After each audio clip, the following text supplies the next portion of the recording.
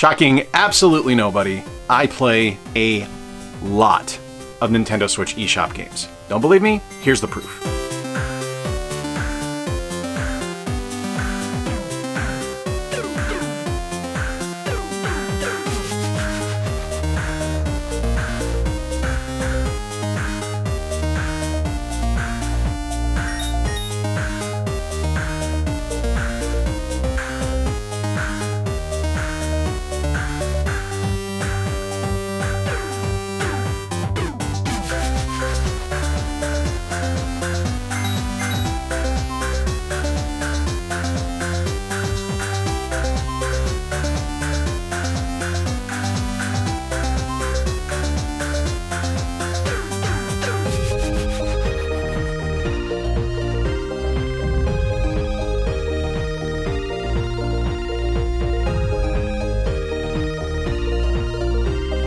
That was half a second of every single eShop game I have played and recommended this year in my monthly eShop Hidden Gems video. And while all of them are games that I've enjoyed in one way, shape, or form, there are some that rose to the top. I think Macho Man Randy Savage said it best. The cream of the crop! Nobody does it better. And I really wanted to show those off to you. I wanted to give you what my favorite games of the year were, my absolute favorite games that I played on the Switch eShop this year. So let's get started. The fact that we never got a Garbage Pail Kids game when I was a kid seems almost criminal, but the geniuses at I Am 8-Bit and just the mad scientists behind this game have released Garbage Pail Kids, Mad Mike, and the Quest for Stale Gum, and it's so ridiculous and so wonderful. First off, there's an entire, created lore behind this game of finding it, discovering the code, finding the game hidden, kind of like it was discarded like E.T. was when it flopped, but this, in all of those videos and all of that lore is part of this game. You're able to watch all of that. There's hidden movies on here that you're able to find. But the real, just amazing part of this game is how wonderful of an NES game that they've created. This is true to NES development. It feels like it was a lost NES game, and that is exactly what they were going for. You're able to play as 4 of the different Garbage Pail Kids. You go through these just vast levels with challenging combat and fun exploration and some loving throwbacks to those classic collectible trading cards, the Garbage Pail Kids. I love this game. It is ridiculous and fantastic. It sells for $9.99, and I don't think you're going to be disappointed if you pick this one up. It is a loving throwback to the 1980s, and if you love the Garbage Pail Kids, you owe it to yourself to buy this one. So when it comes to light gun games, there's a lot that I really like, and one of my favorites on the Dreamcast was The House of the Dead. And getting the House of the Dead remake on the Nintendo Switch is just fantastic. So House of the Dead was originally released in arcades. This is an on-rails shooter, multiplayer action, which is absolutely fantastic. Graphics have been updated to look a lot better than they did originally, and it was already a pretty good-looking game, Annalynn, to be honest here, but this is just a magnificent, magnificent title. So if you haven't played it, it plays like a lot of very classic shooters of the time. It was on rails, like I mentioned. You were always on a set path. And zombies are going to pop up, and different critters that you have to shoot are going to pop up, and you get to shoot them. Now, you don't really play this like a light gun game, at least I didn't in my case, because they introduced gyro shooting, which to me makes all the difference in the world. I was able to use my Pro Controller and move a reticle around on screen, showing where I was aiming, and then use the shoulder buttons to fire with. And to me, that's just absolutely incredible. This is an absolutely fantastic game. One of my favorite ones that I've played in a long time, and right now it's actually on sale. Now, normally this is a $24.99 game, but right now it's on sale for half off at $12.49, and that's going to run through February 8th, 2023. So if this is something you at all have an interest in, 50% off right now, can't beat it. Fantastic title, definitely suggest it. Multiplayer light gun action on the Switch with gyro controls on a Pro Controller. You can't ask for more than that. I've talked about Klonoa a couple of times on the channel in the past, but I'm usually talking about the Game Boy Advance titles. But today, we're talking about the Klonoa Phantasy Reverie series, which collects both Klonoa and Klonoa 2 into one collection. This is the 25th anniversary of the series, which is super cool because I legitimately love the Klonoa series. And I'm so happy that we have both Door to Phantomile and Lunatia's Veil in one collection. Both games are really strong, both games are really fun. And if you've never played them, they are 3D platformers where you're going through kind of a collect-a-thon, but you're on rails, for lack of a better term. It's not like Super Mario 64 or Banjo and Kazooie, it's more of a linear experience where you're going through the game, collecting the gems, defeating the enemies, and finding the different hidden objects to be able to complete the game to 100%. If you've never played this is an absolutely spectacular title. This is from Namco Bandai, and it's a $39.99 investment, but I'm telling you right now, when you consider the fact that the Wii games together are probably over $200, you're getting off easy. $40 out the door on this one is well worth it. I legitimately had no idea that Terror of Hemosaurus was from Lord Lemke, the guy behind Super Blood Hockey, like legit one of my favorite games on the Nintendo Switch. And I'm, looking at it now that I know that, not surprised. Not surprised at all that this is from Lord Lemke. I adore everything that this man creates. So let's get into this. Let's talk a little bit about Terror of Hemosaurus. So, like Super Blood Hockey, this is a throwback love letter to classic gameplay from the arcades. Now, this one is not hockey, obviously. This is a love letter to Rampage.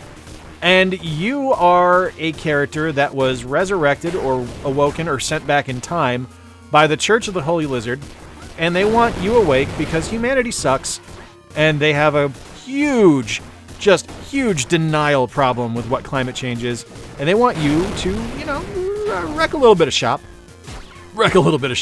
It's awesome.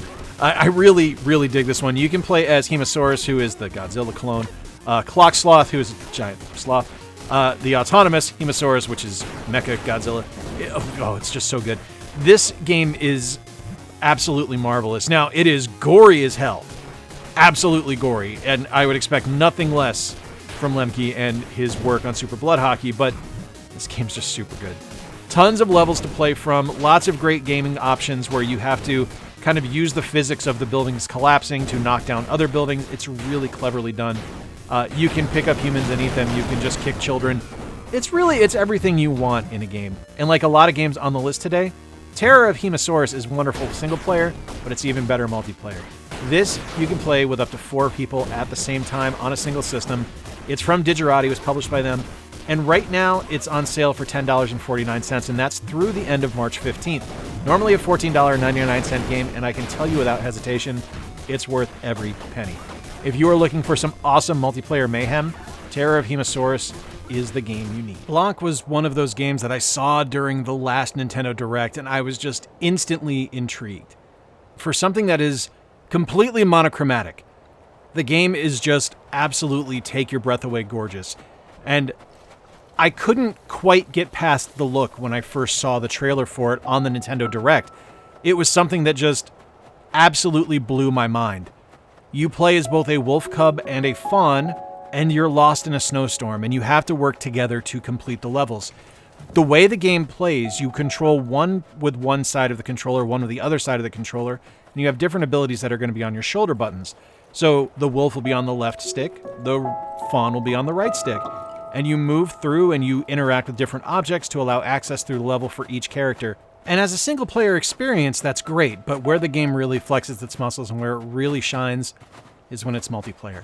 You can play together locally or online, and this is just the kind of game that is what we need more of. Like, it doesn't need to be a heavy action-oriented violent game for it to be a hit. It can just be something magical, like Blanc. Gearbox published this one. I want to thank them for the review code on it. Blanc is a $14.99 game, and I can't imagine something more wholesome and just more charming than this. All right, you guys know I'm a huge fan of beat-em-ups. I'm a huge fan of Metroidvanias, and when you squish them both together into one tasty surprise, I am extremely happy. This is Curse of the Sea Rats. Now, I want to say thank you to the developers for providing a review code for this one. This is one I've had my eye on for a while, and this is just such a lovely game. First off, it's stunning to look at. The visuals in the game are gorgeous. The voice acting is magnificent. The soundtrack is wonderful as well. This is just everything that you want in a game like this. But it doesn't just stop with the look and feel, because the gameplay is amazing. You get to choose from 4 different characters that play uniquely to themselves, as well as being able to play 4-player simultaneous co-op locally. It's magnificent. There's a huge map to explore, lots of upgrades that you're able to get, items that you're able to explore and find throughout the levels. It's just a wonderful, wonderful title. And it was a huge surprise to me. Like, it was something I had my eye on, and I thought it was going to be really cool. But getting the game and actually like falling into it and exploring it and enjoying it, it was so much more than I could have expected. Curse of the Sea Rats is wonderful. It's a $19.99 game, and if you love beat 'em ups, you need this one. I'm about a month behind talking about this one because a lot of folks were talking about Elderand when it dropped, and rightfully so, because this is a hardcore action platformer with some really killer RPG elements. It's a little bit Dark Souls, a little bit Hollow Knight, a little bit Castlevania Symphony of the Night. This game is tough. It is a very hard game. You have a ton of different enemies that you're going to encounter, all with different abilities that do not want to see you succeed. And thank goodness there are copious save points as you go, because the game can be frustrating and you will die a lot. You have a ton of different weapons that you're able to unlock. There's whips, daggers, bows, swords, axes that you can throw. There's even magical stuff that you're able to find. And the exploration is really fun. It's all set up as a Metroidvania-style title. It's a really neat game. Now, I said there were RPG elements, and there definitely are. You are able to use your level up as you go to improve your different skill sets, which offer health increases, damage increases, vitality, dexterity, things like that, that will make your exploration of the world of Elderand a little bit more, I don't want to say fulfilling because the game is hardcore, but at least make it a little bit more accessible. This is a $19.99 game, and like I said, it is a hardcore game. If you are into Souls-likes and you like platformers like this, definitely give Elderand a look. But games like Coffee Talk Part 2, Hibiscus, and Butterfly are something special. And maybe I'm just in the mood for something cozy and comforting, but Coffee Talk Part 2 really connected with me. Set in an alternative version of Seattle, your character runs an overnight coffee shop, only rather than just humans coming into your cafe, you have clientele that features elves, fairies, orcs, and tons of other fantasy races, all of which live in harmony in our modern world. It's a remarkable slice of life title where your entire goal is to just talk and listen and serve coffee. There's zero stress, which is kind of remarkable. It's just simple conversation and attempting to help people by giving them the drink they want. As you play, you'll brew up drinks for your clientele by mixing and combining ingredients to create drinks. Just remember that some characters, like Officer Georgie, have certain traits you need to keep in mind while you're making them a drink, like Georgie being lactose intolerant. There's secret recipes to unlock that you'll have to discover, as well as using the latte art feature to draw on the foam of your drink that you prepared. It's a truly remarkable, relaxing, and rewarding title where your goal is to help and converse, something the world could use more of. I want to say thank you to Tosh Productions and Chorus Worldwide Games for the review codes. I'm kicking myself for skipping the original release and have already added it to my wishlist. Coffee Talk Episode 2, Hibiscus and Butterfly, is on sale today for $14.99. I love a good beat 'em up, and one of the best from the last year is 100% Final Vendetta. Developed by Bitmap Bureau and published by Numbskull, Final Vendetta leans heavily into the trope, but never in such a way that it feels forced or not fun. Like Final Fight, you're able to pick from 3 different characters: Claire, the fast martial arts expert, Duke Sancho, the bare-knuckle fighter, or Miller T. Williams, the Canadian pro wrestler who was kicked out of competition for use of excessive force. There's weapons to be found, riches to be picked up, and floor meat to be eaten to maintain your health. Combat is fast and fluid with a kick and punch button, as well as a special attack that has a meter you're able to build up. Interestingly, Final Vendetta also brings in a block button, and each character plays uniquely and differently enough from the other players that the game always feels unique and new. The game has a gorgeous look to it, with massive sprites on every character, as well as memorable stage designs that lean into the street brawling design and overall aesthetic. Importantly, Final Vendetta also has an incredible soundtrack, featuring techno and dance music from Utah Saints, feature cast, and crafty cuts. There is a physical of this game, but the digital release will run you $24.95. I am astounded by Eastward. I will admit, the game took a bit for it to sink its hooks into me. I wasn't overly excited by it in probably the first 30 to 45 minutes of gameplay, but as soon as you get control of the frying pan, things really kick into overdrive. Oh yeah, a frying pan. We're talking Tangled style here. That's your weapon of choice is John.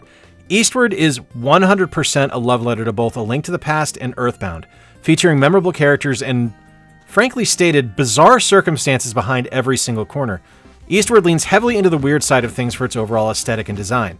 And while Eastward does lean into the weird side of things and its overall Earthboundiness, the Link to the Past style gameplay comes from the overall combat and exploration. This is definitely an adventure RPG in terms of style and setting. Combat, however, is 100% action and feels heavily like Link to the Past. You start with the most humble of weapons, the frying pan, and John wields it like a sword, knocking around enemies and protecting Sam and her friends. Pixpil made a visually stunning game with a wicked sense of humor and a heartwarming tale of protection and finding your family. You'll be able to bounce between controlling Sam and John to solve various environmental puzzles, meet a wild cast of characters, and even play fun cooking minigames. It's the total package. There is a physical release of this game via IM8-bit, but digitally the game comes in at $24.99 if you're looking to save yourself a few bucks. Big thank you to the publisher for a review code for this game. If you have a group of people you regularly play with and you enjoy chaotic multiplayer games kind of like Overcooked, you need to add Speed Crew from Wild Fields to your wish list, because holy crap, this game is ridiculous. Like right off the bat, I discovered you can totally get hit by a car. You can just get hit by a car. As you're moving around and trying to get your tools organized, you can totally get run over, which made me realize how ridiculous this game was going to be, because I just ragdolled all over the screen. The thing about it, though, is that it's a really strategic game, much like Overcooked is. You have different things that are going to need to be repaired on a car every time it comes into the pits. You have different tools that are going to allow you to repair the different objects. And the more people you have play, the more chaotic, but the more strategic things get. So you can have someone just focus on one or two tools, and just have someone else focus on other things like recycling the tires or bringing new stuff over to you. It's a brilliant game. It's super fun. It's got a great look to it. Music is fantastic. The voice acting is really good. And the gameplay is supreme. You can play this 1 to 4 player, online, or couch co-op. And honestly, it's one of my favorite experiences that I've had in a long time. Speed Crew is $19.99. And if you love multiplayer games, it's worth every penny. All right, legit, Annalynn might be my favorite game of the month. I've been really enjoying single-screen arcade games lately. I blame Donut Dodo for that new obsession, but it's a game that I looked at it and I was like, okay, this kind of looks like every other sort of single-screen platformer that I've ever played before from an arcade experience, and what I got was something entirely different. First off, I can play as Anton from Anton Ball if I unlock him, which is always going to be a win for me. But the gameplay is astonishingly varied, and it takes a really twitchy hand to be able to move your way through levels. Your entire goal for each level is to collect the coins. And as you collect the coins, you're also going to collect these red jewels that allow you to eliminate the snakes that are chasing you. And if you do, you're going to get bonuses and collect items kind of like Pac-Man. Different food items are going to appear. And the games are really fun. It's a really creative kind of take on Steeplechase, where you're just going through and you're collecting the different things from the mazes. And it's a really fun game. Now, things start to get a little bit different the further into the game you get. So in your first level, it's just running and jumping and collecting. But in the second stage, in the jungle stage, they toss in vine work like you had in Donkey Kong Jr. So the game gets progressively more difficult and progressively more enjoyable. And the more you play, the more stuff you're going to be able to unlock. It's a really enjoyable title. Really enjoying my time with it, and it's only $4.99, so it is a steal of a game. So one of the really cool things about the growth of the channel is I'm now a Capcom creator, which means I'm more likely to cover Capcom stuff. Bonus points, there will be a Street Fighter 6 video coming very, very soon. But today we're looking at Ghost Trick Phantom Detective, which is a remake of a classic DS game. Now, I had never really played this one too much. I played it briefly and I thought it was a really interesting concept, but I didn't put a lot of time into it back in the day. But when it got announced for the Switch and I got the code for this one, I was a little apprehensive thinking that it might not work too well, just because there was so much touchscreen integration based on the original input method from the DS. And I'm going to be honest with you, there's still a lot of it here. Capcom was really good to make sure that we still got touchscreen integration and that was part of the game. But the thing I really dig about this is that it also works really well with just a controller. So this is a really advantageous build of a game here that brings a cult classic forward and puts it into a modern audience. The game itself is super fun. You play as a character that is able to perform different tricks or become a ghost, and you move to different objects to possess them. And it's up to you to solve mysteries and to protect people, as you'll see in this first little shindig here. It's a really, really fun title, and I'm really glad that this came forward onto the Switch. Ghost Trick Phantom Detective is a $29.99 game from Capcom, and I'm so stoked that it's now out for a modern audience. When I tell you that Crime O'Clock is one of my favorite video game titles ever, seriously, I love the name. Crime O'Clock is such a great name. And what they have built here is something really incredible. So when I first saw that this game announced, I was immediately putting it on my radar just because I love the concept of kind of being able to go back in time to solve mysteries. And when I got the opportunity to request a review code, I jumped on it immediately, and I'm so happy to say that my excitement for the title has paid off. This game is stunning to look at. First off, it's a beautiful thing to just explore and move your way around and try to discover the different hidden elements and the different scenes in each level.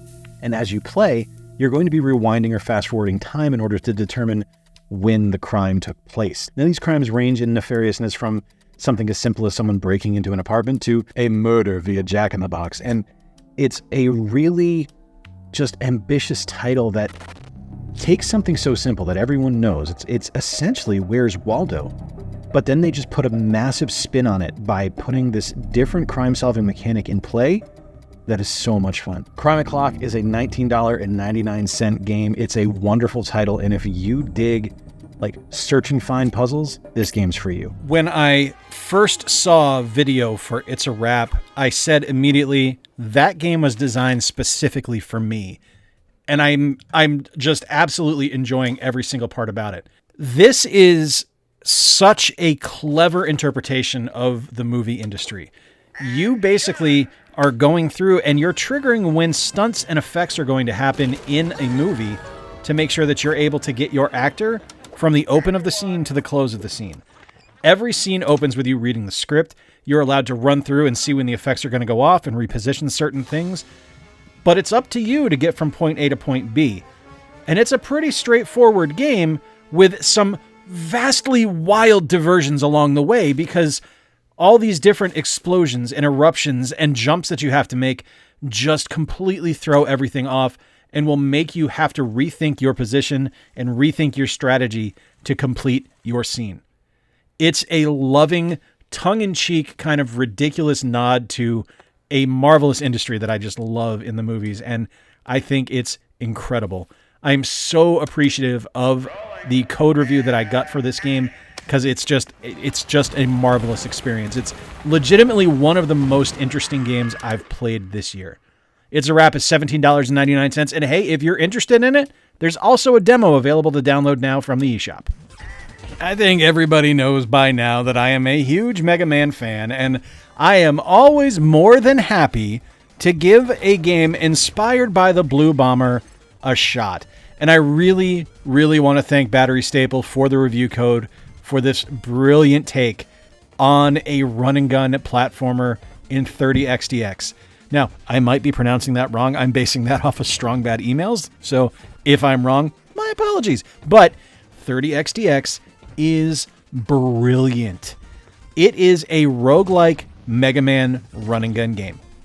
And you guys know I love roguelikes, so this is something that just speaks to me. It sings to me. This is something that was designed for me in mind, and I love it. There is so much stuff to unlock, so many different ways to tune the game to the way you want to play it based on the different unlockables and things you're going to find as you go. You have local and online multiplayer, so you can play with a friend.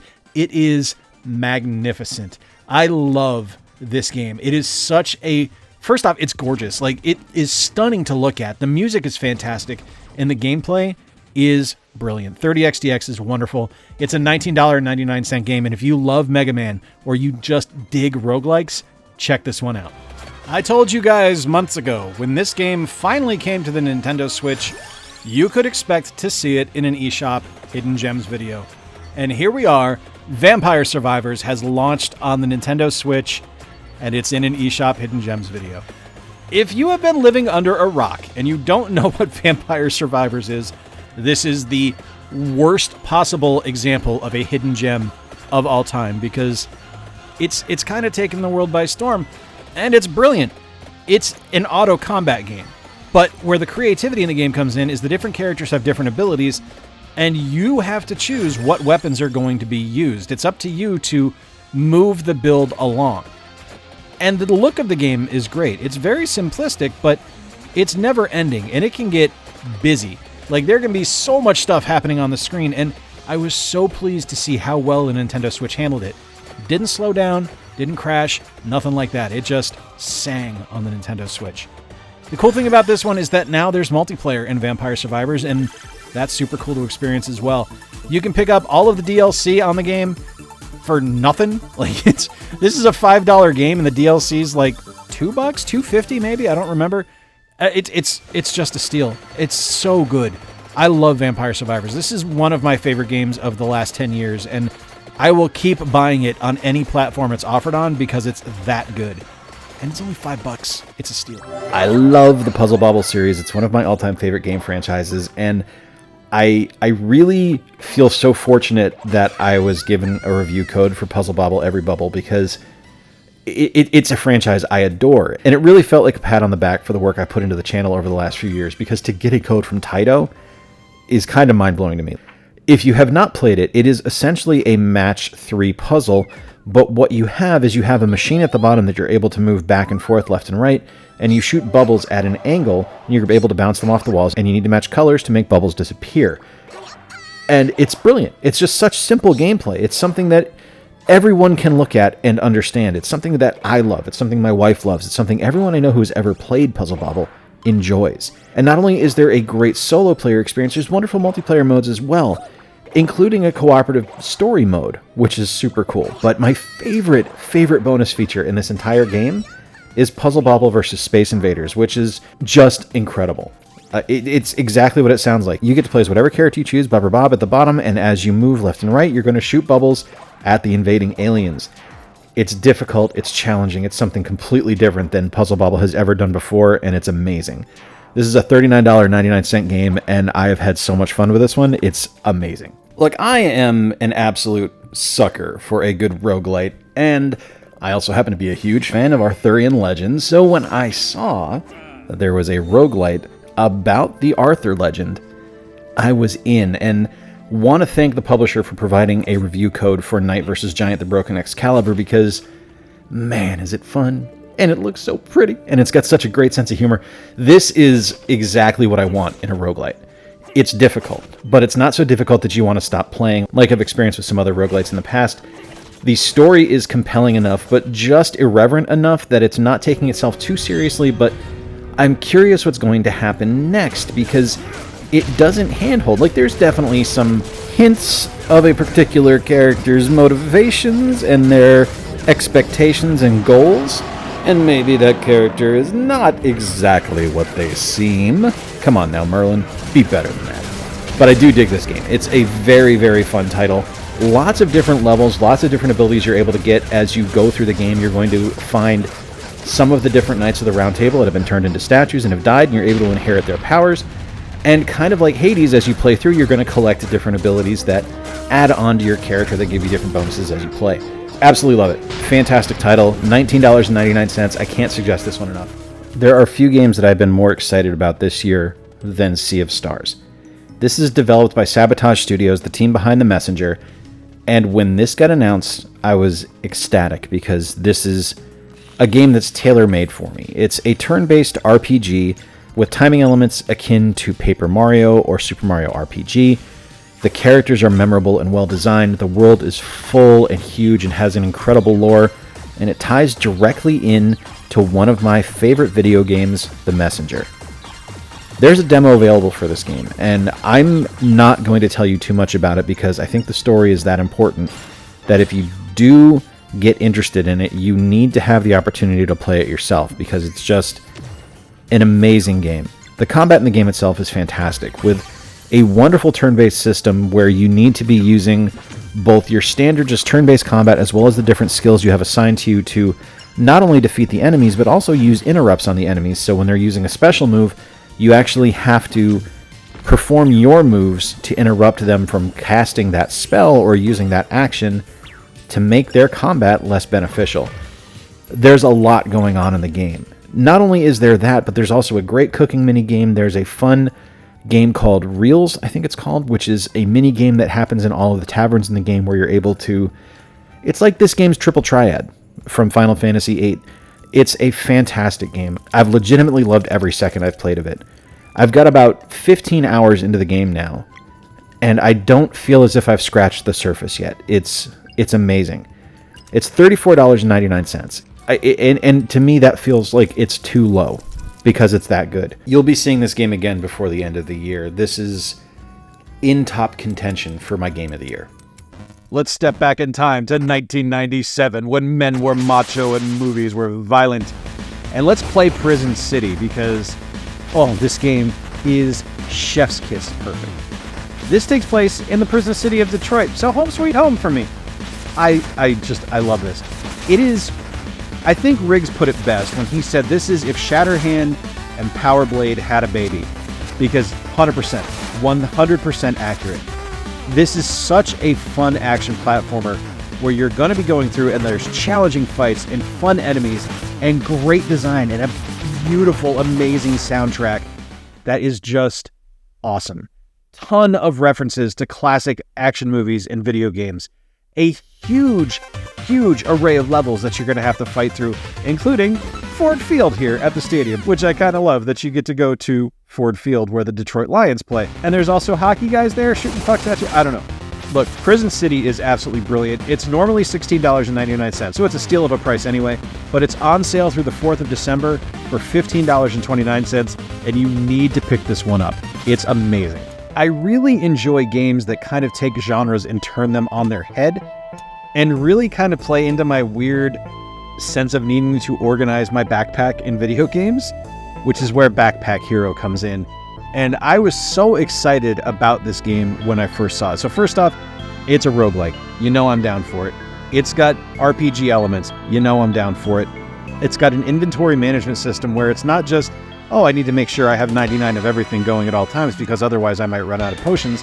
No, it's about expanding your backpack and organizing the items in it to make sure they all fit and making sure they line up to trigger the bonuses that other items are going to offer that you put in your backpack. Like, if you put one thing next to another thing, it might make the sword hit harder, but if you put a hat above that, it might get you extra block when you go into battle. There's so much. It's so good. I love it. This is legitimately one of my favorite games I've played all year. This is in the running for the top 10 games of the year. It's an absolutely brilliant title. Backpack Hero is a great game. If you like alternative takes on classic genres, worth checking out. This is a $19.99 game, and I have loved every second I've played of it. So I played the original Dragon Quest Monsters back when it released on, I want to say, the Game Boy Color back in the 90s or early 2000s, but I haven't played it since then. It's just a series I didn't really go back to. I was more focused on the core Dragon Quest series. So I was curious about this one, and I was really excited that Square offered me the review code for this. I really do appreciate that. And I'm so excited to play this because, first off, I've really wanted a very good, without naming names, monster capturing game on the Nintendo Switch, something that really leans into a really solid game design with a fun visual aesthetic. And we get that delivered here with Dragon Quest Monsters. Now, I'm not going to say it's perfect. There are definitely situations like you'll see here in the background where you'll see some frame drops for items moving in the background, but I just think the world is more fully realized, and it's a significantly more enjoyable game to me than any other kind of maybe pocket-sized monster games that I've played on the Nintendo Switch. I really think this one is clever. Now, this is going to ship with two different versions. So there's the standard release, which is $59.99, and then there is the Digital Deluxe Edition. Now, the Digital Deluxe Edition gets you not only the regular game, it also gets you the Mole Hole, Coach Joe's Dungeon Gym, Treasure Trunks, Burgundy Gothic Vestments, a Warrior's Ring, and some Beastie Bites to help you with capturing more enemies. It's a really excellent game. It's something that I've been absolutely enthralled with since I started playing it. I'm showing you footage from earlier in the game because I don't want to spoil anything, and specifically after the opening cinematics, because there's a lot of story in the immediacy of this title that I don't want to ruin for you. It's an awesome game, it's well worth checking out, and thank you again to Square for providing the review copy. It takes a very special game to really lean into the idea that it's kind of a spiritual descendant of Castlevania Symphony of the Night, and 9 Years of Shadows does it, and does it so ridiculously well. I want to thank publisher Freedom Games for providing me with a review code for this game, but this is one I had my eye on for a while, and thought it just looked absolutely fascinating, with such a just beautiful design aesthetic and fantastic pixel artwork that just really made it appealing to me, and I was so happy that getting into game that the gameplay held up. Because not only does this world of 9 Years of Shadows involve just kind of this magical experience of discovering everything that's going on, the characters in it, like Europa, who is your main character, who is just a badass woman who just fights continuously against these endless horde of monsters. Apino, the cute floating bear ghost. All these amazing characters that you meet as you explore this area and make your way through Talos is just fantastic. It's not a one-to-one to Symphony of the Night. Nothing is. That's a lightning in the bottle experience that not anyone is ever going to be able to live up to completely. But this game is incredible. Beautiful music that ties everything together. Not only the storytelling and the gameplay, but everything in the game, including collecting musical notes to restore your health. Music is such a vital and integral part of 9 Years of Shadows that I can't overstate it enough. This is a $19.99 game, and I have loved every second of it. There you have it, everybody. My favorite Nintendo Switch eShop games of 2023. Let me know in the comments down below what was your favorite eShop game that you played this year. And stay tuned for the end of the week when we kick off the Game of the Year countdown. Are any of these going to feature on it? Let's find out. Till next time, folks, I've been Jay. Appreciate you spending a little bit of time with me. Remember to play more games, stay square, and take care. I'll talk to you soon.